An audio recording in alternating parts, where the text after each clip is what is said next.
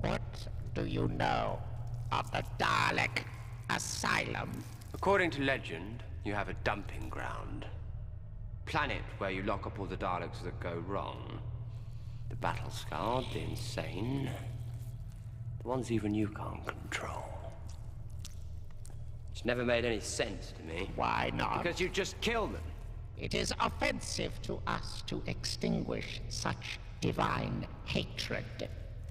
Offensive.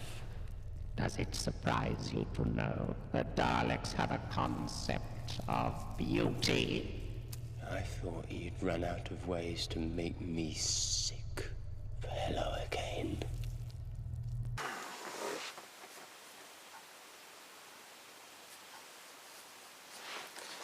Hello and welcome back to my weekly review of Doctor Who. Now it's a new season, new start, new reviewing series. And today we're going to look at Asylum of the Daleks.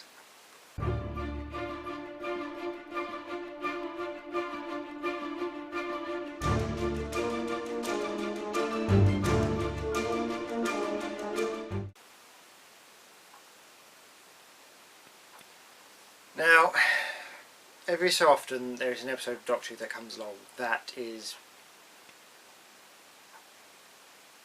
amongst the best of the best, the cream of the crop. And immediately after watching Asylum of the Daleks I thought, yes, this is Doctor Who at its best. This is Silence in the Library. This is The Doctor's Wife. It is beautifully portrayed. The dialogue is sumptuous and deep, and it just hits every note a good Doctor Who story needs to. And this comes especially after Victory of the Daleks.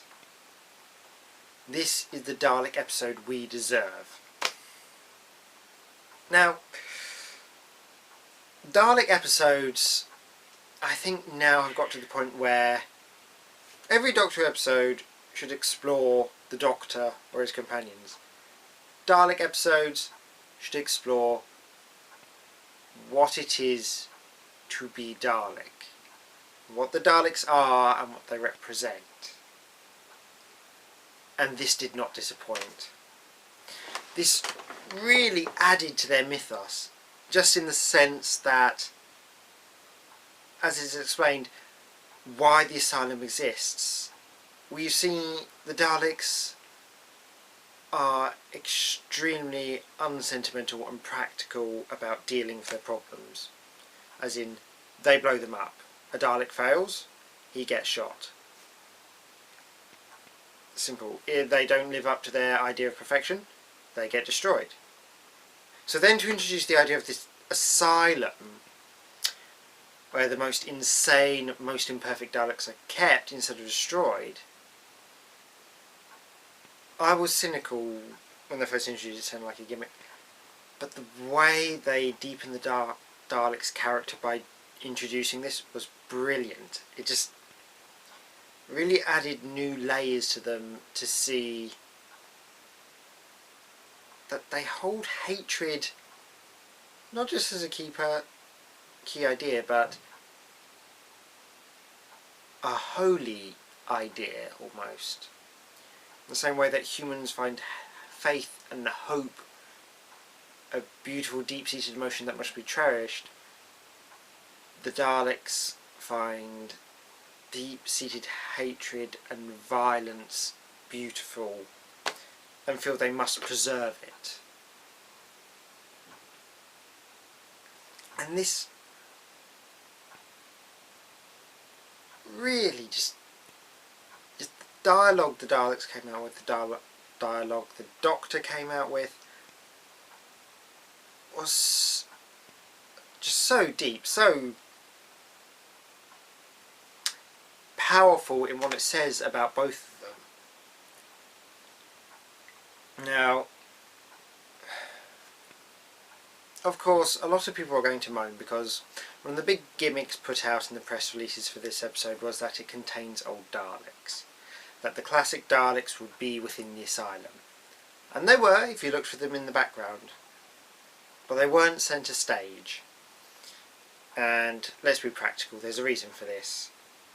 Though the Dalek prop casings from the classic series, they're practically antiques and they weren't built to last. They are just, you know, they will crumble. So obviously they're not going to use them too much for action scenes like the modern casings.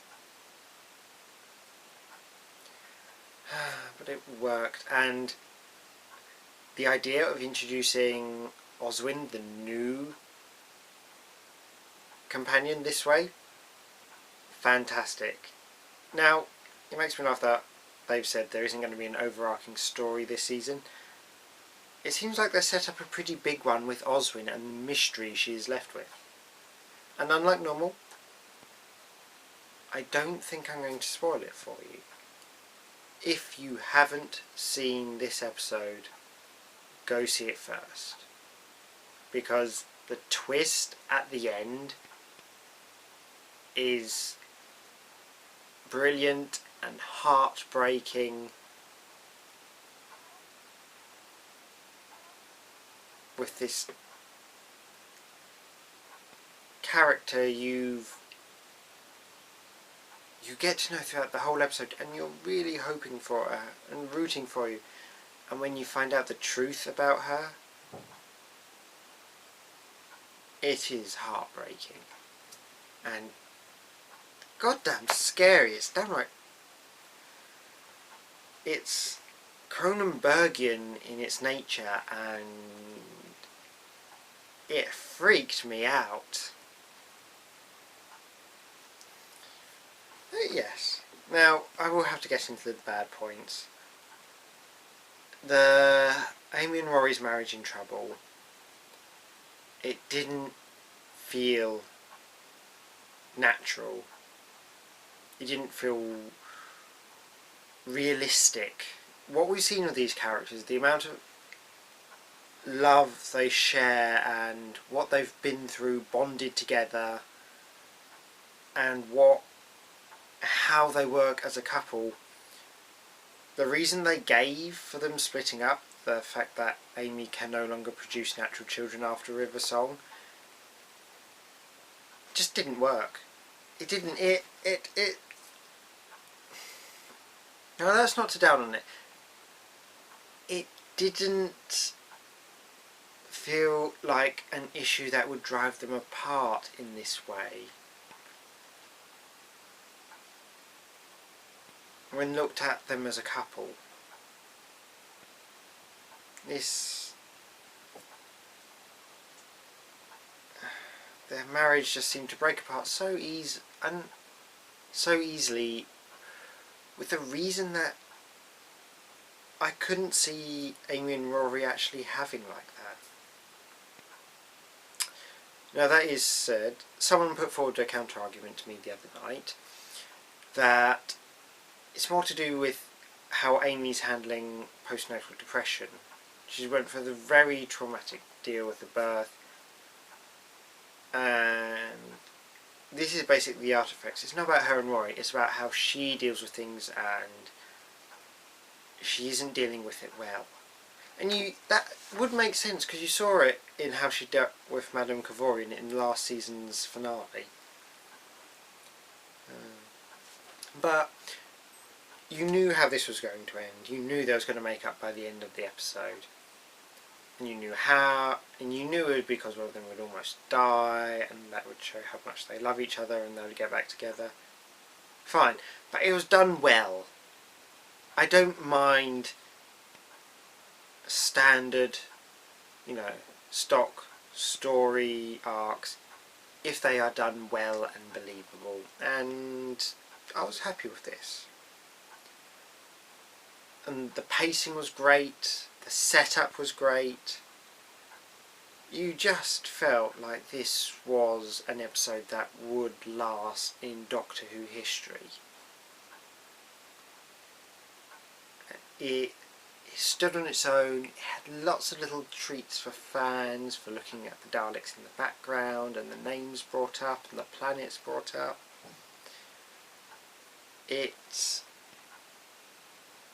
had laughter, it had excitement, it had comedy, it had heartbreak, and this is what a good Doctor Who episode needs.